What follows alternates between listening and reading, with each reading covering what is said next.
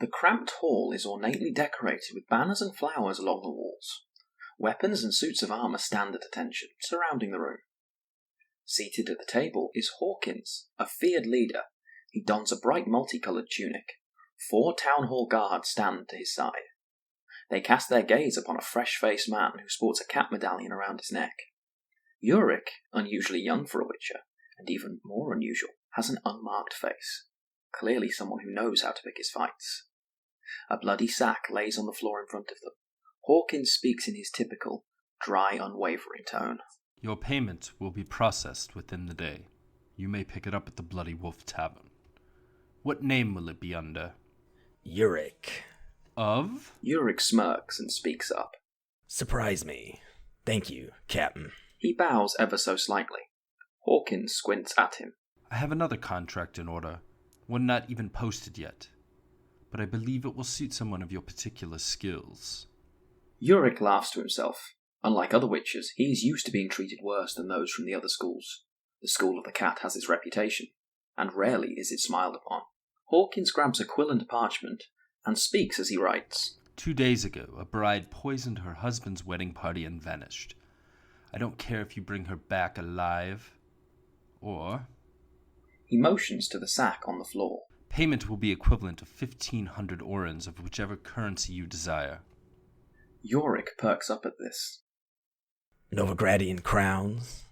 Hawkins stops writing and gazes at him. 300. That I accept. Hawkins scoffs at him and goes back to writing.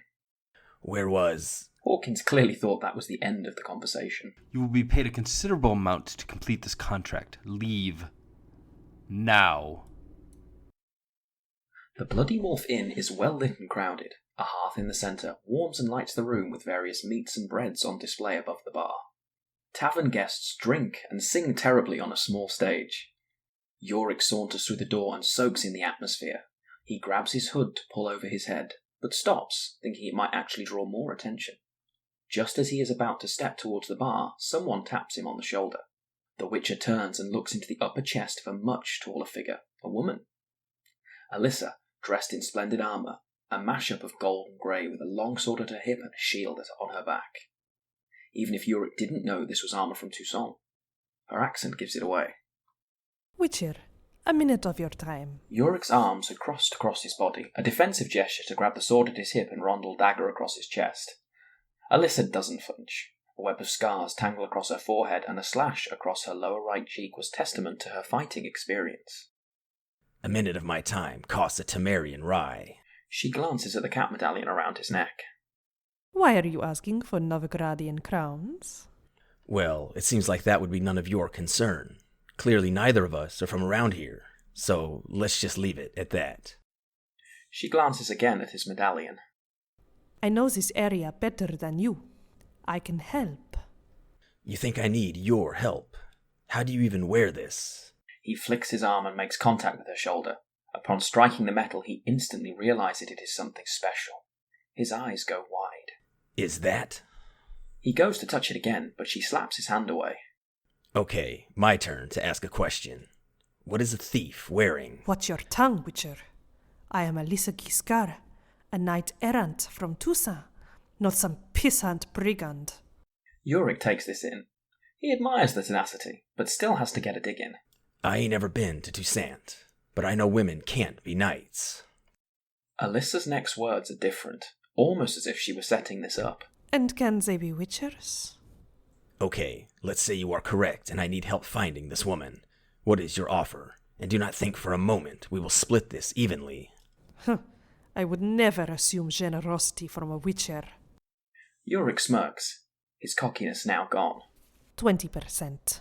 Accepted, on the condition that when we are finished, you will tell me how you came into that set of armor. Alyssa stands tall over him, a gleam in her eyes. Meet me in 30 minutes at the notice board in the center of town. As she turns, she cannot help but get another glance at the medallion. The town square is lively as merchants instruct labourers as they load and unload carts. Chickens peck at the ground and children and dogs meander around. Urick sits atop his horse, a black mare, as the midday sun settles over the town. Alyssa arrives atop a chestnut ronsy steed, A helm with short golden wings is strapped to the side. Urick pries again. Magically infused armor, a Roncy horse, and can I assume that is a gnomish blade? Your family must be mighty wealthy. If it is magically infused, then why is your medallion so stable? Yeah, I wondered that too. We should speak with the groom's family first. How many were killed? 12. 4 children among them, all under the age of 10. Urick is taken aback. I haven't told you my name yet. I know who you are. You keep looking at my medallion. Any reason? Alyssa, realizing she is caught, thinks of something. I've never seen one like that before. Just one that looks like a bear. And what was he like? It was just the medallion for sale at a shop. You're the first witcher I've met. Well, on behalf of my species, I hope to make a good impression. Species? You are a human such as me. Just a little duller to emotions, no? We are a little different. Famous witchers get involved with monarchs and wars, and well, I'm not brave enough for politics. Alyssa kicks her horse into a gallop. Enough talk. Let's move. Urick and Alyssa stand in the parlour of the wealthy Joella household.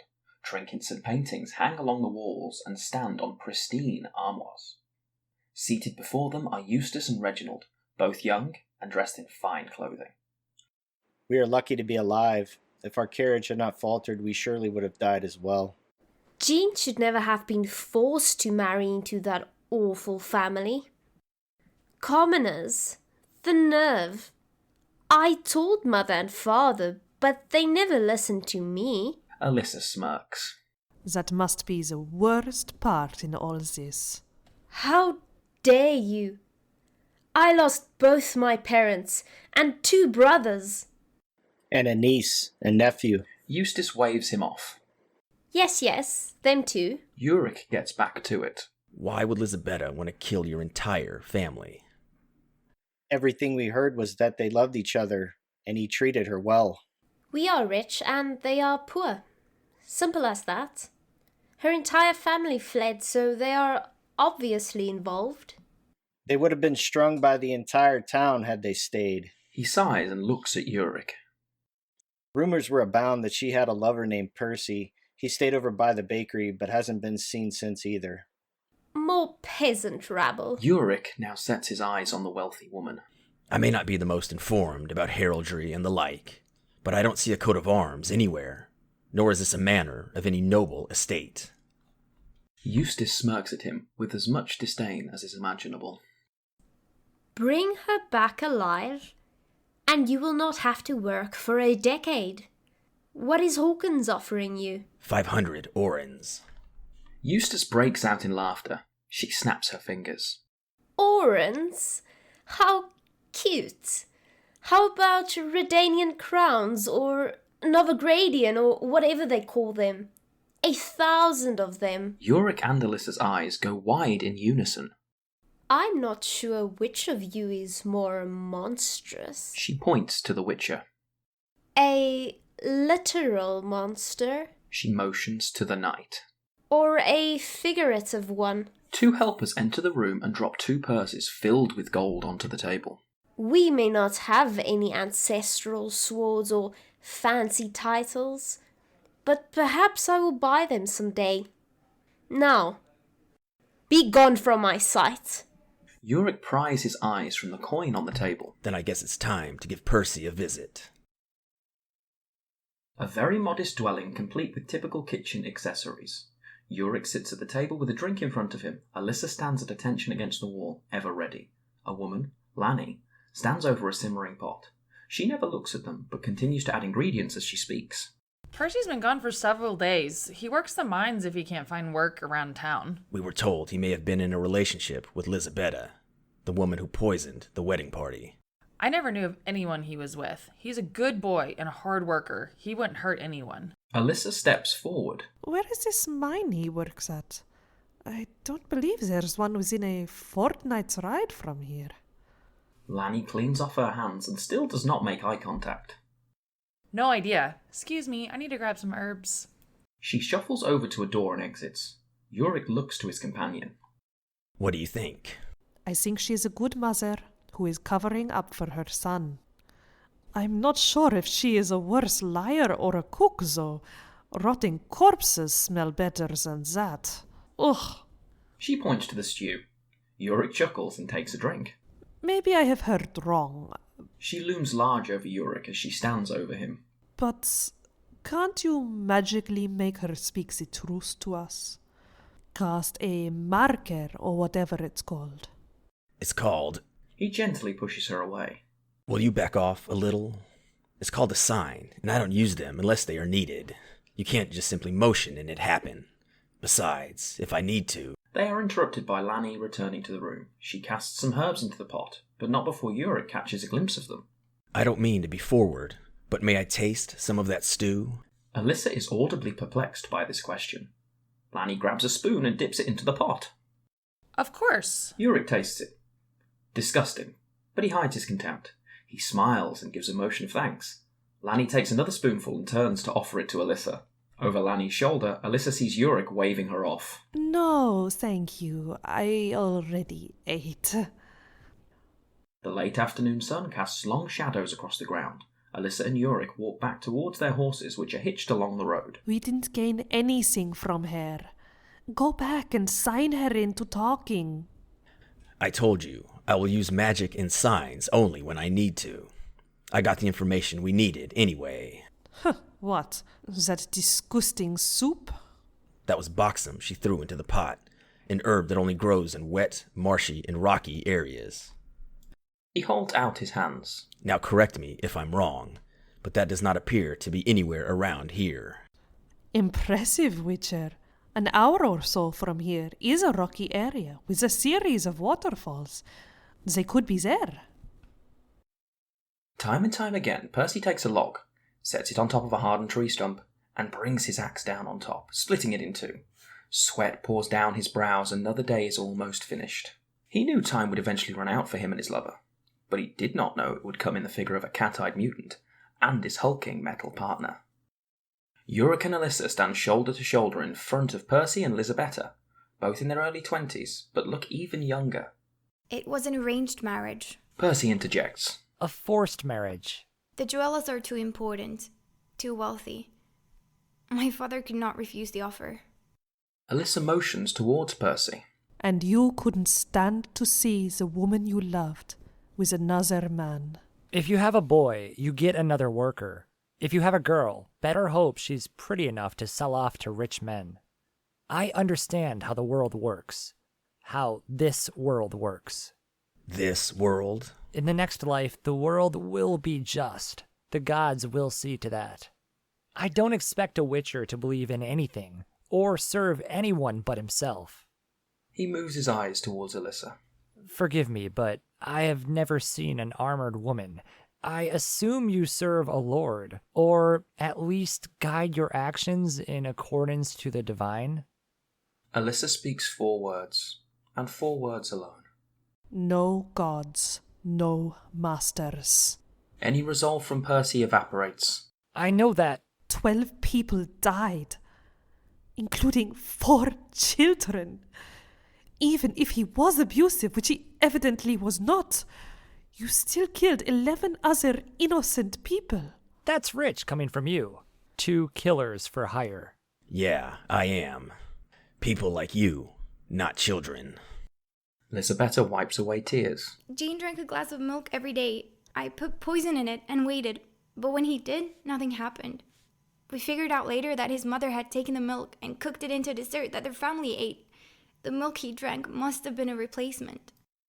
She takes a deep breath and looks at Alyssa. I don't expect him to really understand, but you, a woman as well, what would you have done in my situation? Somewhere in your past, someone was going to make you do something. Was it an easy decision? Alyssa swallows over a large lump in her throat. She speaks to Urick. Are we done here, Witcher? Please, one request. Lisabetta pulls out a small vial. I know you need to bring back our heads as proof. Let us take this and die peacefully. Then do whatever you want with us. Urick glances at Alyssa. It's clear to him she's softened her stance on them. He holds out his hand as if to imply it's her call. We will be right outside. If you try to escape, you will suffer a death worse than you can possibly imagine. Both Percy and Lisabetta breathe a sigh of relief. As Urick and Alyssa go toward the front door, the doomed couple make their way towards the corner of the room. As they crawl into bed, Alyssa soaks in one final look. Urick and Alyssa pace outside the cabin. You realize how much coin you just gave away. You didn't stop me. She gets up and starts walking towards him. What is a life worth to you, Witcher? Yours, mine, them inside. What value does it hold? I do not feel like getting into a, deep thinking thing right now. Fine. I'll ask an easier one. Why are you going to Novigrad? It's where I was born, but mostly I heard another cat has made his home there. Are you going to meet up with him? I'm going there to kill him. Do you plan to... The locking bolt on the front door slams shut. Of course. They rush to the door and find that it is indeed locked. Urick rifles through his belt to find a way to pick it, but after just a few seconds, the door crashes open, courtesy of Alyssa's boot. Inside the cabin, Percy lies alone in bed. A white froth has formed around his lips. Dead. The window next to him is wide open. Through the opening, they see Lisabetta running towards a cliff. Alyssa and Urick approach the cliff and see Lisabetta looking out over it. Next to her, a rushing creek turns into a waterfall. A poor plan of escape, it would seem. There is a calmness over Lisabetta that wasn't there before. I'm not trying to escape. The moment I saw them choking on that dessert, I knew my life was over. You're going to jump? My entire life has been in the hands of others. I was told what to do, where to be, and whom to be with. She points towards Alyssa. I envy you. You may struggle, but you decide your own fate. She removes the bright green scarf and throws it towards them. It lands in a crumpled pile on the ground. This should be enough proof. She notices a look between the duo. Were you to bring me back alive? I'm sorry for misleading you back there. Thank you for your mercy. It is rare these days. She turns away from them and looks off into the sunset. Now it is your choice, Witcher. Urick takes a step towards her. He raises his arm as the sign of Axii begins to form ever so slightly. But he stops. Lisabetta smiles widely and takes in the faltering sunlight. She takes another deep breath and looks around. At the birds chirping in the trees, the picturesque stream at her side. All I ever wanted was the freedom to choose my own life and make my own mistakes. Now I will choose my own death. Nobody will take that away from me. She makes direct eye contact with Alyssa. Those words you said in the cabin, I wish I'd heard them years ago. One small step backwards and her body tumbles over the cliff. Urick rushes over and stares down into the watery abyss. He looks and looks, but cannot find a body among the splashing water and rocky base below. Alyssa calmly picks up the green scarf and ties it to her belt. Moonlight pries through the dense canopy of a forest road. It glistens off the shiny armour of the knight-errant, and not so much on the worn jerkin of the Witcher. Their horses plod along at a gentle pace. You've been pretty quiet. Her words get to you? There is no reason why she was in her position and I in mine. Would you have killed her after hearing her explanation? She killed 12 people, and I need the coin. Yes, for Novigrad. To kill a fellow Witcher. Care to explain? He doesn't, but takes another look at her armour and figures a trade of information will be fine. He's never going to see her again after this anyway. After you explain that suit of armour. A knight took pity on me and let me squire for him. He was wealthy and respected enough to scoff at Toussaint tradition. He left it for me when he died. Sorry that it is not a more interesting story. You should at least make something up. Say you wanted an attorney or a duel. I do not abide by tricksters and liars. So now, my question. Actually, I'm just going to go ahead and ask another. You knew who I was, and I assume now not because you saw me with Hawkins. You ask about women witchers, gawk at my medallion, and are ever so interested in my plans to kill a cat in Novigrad. As they approach the forest clearing, Urick jumps his horse ahead of her. Alyssa's mount rears as the knight holds on from being thrown off. Urick stares into her. What is your angle? Alyssa's look is resigned. Life is a tempest, leaving chaos and destruction in its wake. We choose to either rebuild or live in the ashes. I'm tired of hearing these philosophical ramblings. I ask again, Knight, what do you want? To ride with you to Novigrad. For... I had a sister, 2 years my junior. One day as children, we played a bit too far from home. Some men took her, along with some other of my friends. I will never forget what was hanging around their necks. A silver cat medallion. Urick frowns and shakes his head. That sounds about right. Why didn't they take you? I hid, like a coward. She would be about your age. I've heard the cat school trains girls. Did you see anyone like her? Funny thing about our ages, I'm much older than I look, the potions and all. There were no other girls in my class, and like you, have only heard rumors of girls being trained. Only one other boy made it out with me, and he is long dead. The cat in Novigrad might have information about my sister. I need to know. Urick spits on the ground and ponders this new information. Why do you want to kill him? Because he probably rides around taking little girls and their friends. Cats have been assassins, murderers, rapers, and worse. Our school is a scourge, a plague that needs to be ended. You want to kill them all? Your brothers? Yeah, I do. And if we find my sister and she is a cat, then what? If your sister is a cat, I will kill her. What if she is like you? Do you deserve it? He grabs the medallion and shakes it at her. This is a curse, one that I will end. And if need be, me with it. We deserve no better. Should we find her, I assure you, she will not be as you remember. If she was trained as a witcher, even if she did not go through the trials, she is no longer your sister. I will be the judge of that. And if your judgment ends up on the negative side? This was something she'd never really thought about, and she didn't intend to start today. I will do what is right. So do you accept my offer? Urick stands in front of the same table as before. Hawkins sits, donned in his informal evening attire. He holds the green scarf in his hand. This is it? No head? No body? She threw herself off a cliff at Glen Hollow Falls. She said this would readily identify her. I suppose she didn't just give you this scarf? Maybe something extra and you let her go, right? Empathy has never been our game. If it's all the same, may I keep that? A trophy, huh? Very well. He tosses it to him. Payment will be ready in the morning. I set you up with a room at the inn already. Consider it a gift for the quick work. With gratitude, Captain. I won't ask why you allowed her to jump. I know you could have stopped her, and I'm sure you had your reasons. She must have said something. Something worth giving up a lot of coin. What was it? Urick glares at him in steely resolve. No gods, no masters.